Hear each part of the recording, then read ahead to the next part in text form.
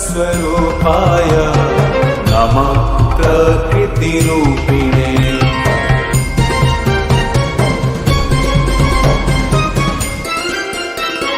विष्णवे सत्त्वरूपाय रजोरूपाय वेधसे तमोरूपाय रुद्राय स्थितिसर्गान्तकारिणे। नमो नमः स्वरूपाय पञ्चबुद्धीन्द्रियात्मने चित्यादिपञ्चरूपाय नमस्ते विषयात्मने।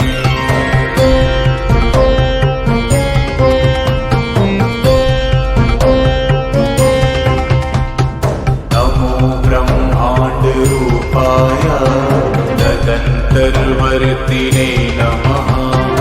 अर्वाचीन पराचीन विश्वरूपाय ते नमः। अचिन्त्यनित्यरूपाय सदसत्पतये नमः। नमस्ते भक्तकृपया स्वेच्छा